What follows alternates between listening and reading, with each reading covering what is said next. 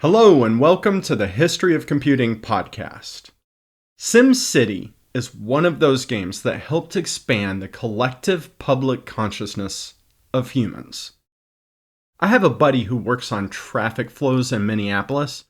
When I asked how he decided to get into urban planning, he quickly responded with SimCity. Imagine that, a computer game inspiring a generation of people that wanted to make cities better. How did that come to be? Will Wright was born in 1960. He went to Louisiana State University, then Louisiana Tech, and then to the New School in New York. By then, he was able to get an AppleII Plus and started playing computer games, including Life, a game initially conceived by mathematician John Conway in 1970.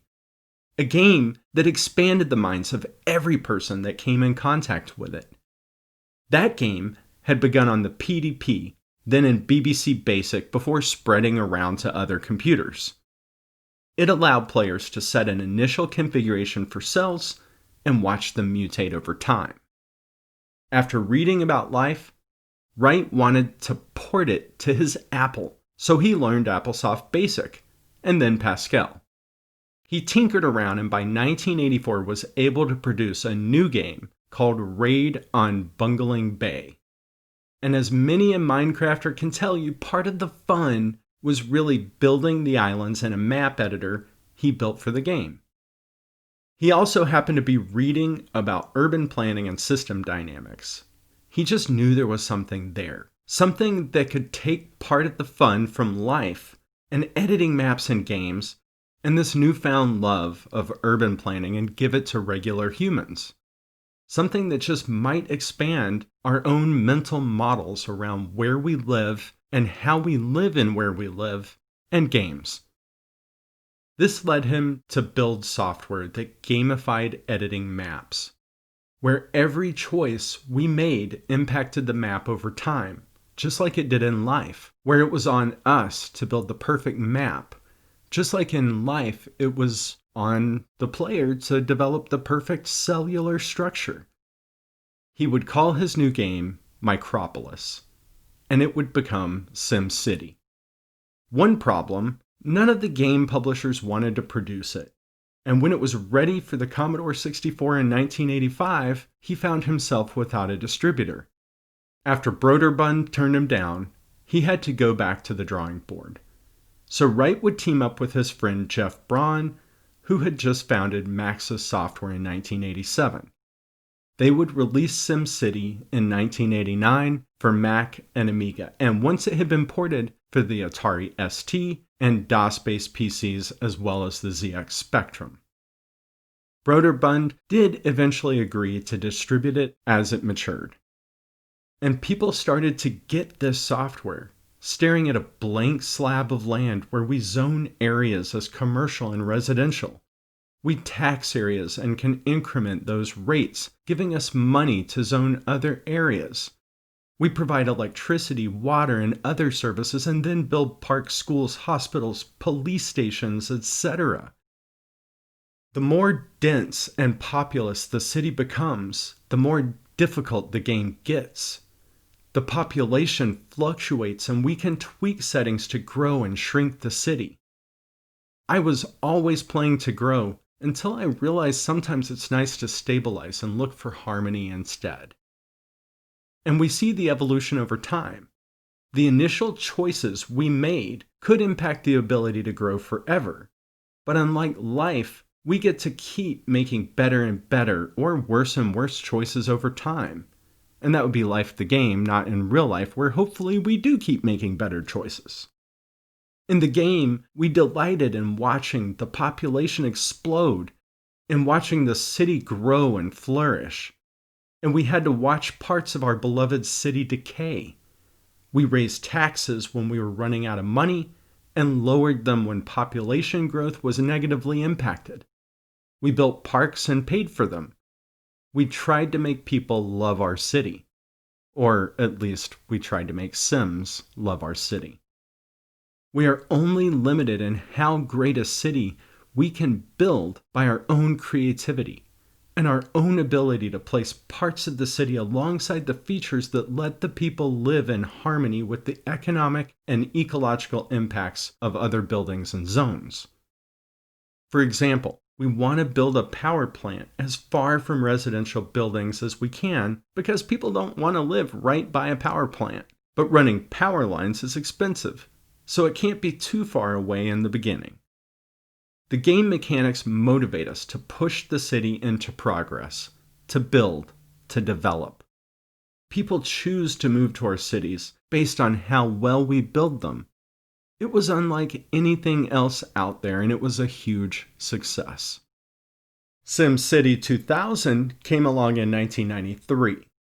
Graphics had come a long way, and you could now see the decay in the icons of buildings. It expanded the types of power plants we could build, added churches, museums, prisons, and zoos, each with an impact to the way the city grows. As the understanding of both programming and urban planning grew for the development team, they added city ordinances. The game got more and more popular. SimCity 3000 was the third installment in the series, which came in 1999. By then, the game had sold over 5 million copies. That's when they added slums and medium incomes to create a classification. The large malls negatively impacted smaller commercial zones. Toxic waste conversion plants showed up, and prisons, which hits residential areas, and casinos, which increases crime. But each has huge upside as well. As graphics cards continue to get better, the simulation also increased, giving us waterfalls, different types of trees, more realistic grass, and even snow. Maxis even dabbled with using their software to improve businesses. Maxis business simulations built software for refineries and health as well. And then came The Sims, which Wright thought of after losing his house to a fire in 1991.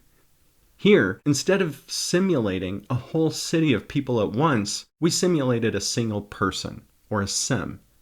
And we attempted to lead a fulfilling life by satisfying the needs and desires of our sim. Buying furniture, building larger homes, having a family, and just, living life. But the board of Maxis didn't like the idea. Maxis was acquired by Electronic Arts in 1997, and they were far more into The Sims idea. So The Sims was released in 2000, and it has sold nearly 200 million copies and raked in over $5 billion in sales, making it one of the best-selling games of all time. Even though now it's free on mobile devices, of course, with a ton of in-app purchases. And after the acquisition of Maxis, SimCity is now distributed by EA. Sim 4 would come along in 2003, continuing to improve the complexity and gameplay. And with processors getting faster, cities could get bigger and way more complex. SimCity 6 came in 2013 from lead designers Stone, Librandi, and team. They added a Google Earth type of zoom effect to see cities and some pretty awesome road creation tools. And the sounds of cars honking on streets, birds chirping, airplanes flying over, and fans cheering in stadiums were amazing. They added layers so you could look at a colorless model of the city, highlighting crime or population, to make tracking each of the main aspects of the game easier, like layers in Photoshop. It was pretty CPU intensive and memory intensive, but came with some pretty amazing gameplay. In fact, some of the neighborhood planning has been used to simulate neighborhood development efforts in cities. And the game spread to consoles as well. And it came to iPhone and web browsers in 2008. I personally choose not to play anymore because I'm just not into in-app purchases. A lot of science fiction films center around two major themes. Either societies enter into a phase of utopia or dystopia. The spread of computing into first our living rooms in the form of PCs, and then into our pockets via mobile devices in the post-PC era has helped push us into the utopian direction. SimCity inspired a generation of city planners and was inspired by more and more mature research done on urban planning. It was a great step on the route to a utopia, and it was eye-opening as to the impact our city planning has on advancements towards a dystopian or utopian future. We were all suddenly able to envision better city planning and design, making cities friendlier for walking, biking, and being outdoors. Living better, which is important in a time of continued mass urbanization. Computer games could now be about more than moving a dot with a paddle or controlling a character to shoot other characters. Other games with an eye-opening and mind-expanding gameplay were feasible. Games like Sid Meier's Civilization, which came along in 1991. But SimCity, like life, was another major step on the way to where we are today. And it's so relatable now that I've owned multiple homes and seen the impact of tax rates and services the governments in those areas provide. So thank you to Will Wright for inspiring better cities. And thank you to the countless developers, engineers, and product managers for continuing the great work at Maxis and then EA. And thank you to the countless urban planners that have helped take us into more of a utopian direction. And thank you, dear listener, for tuning in to this episode of the History of Computing podcast. We are so lucky to have you. Have a great day.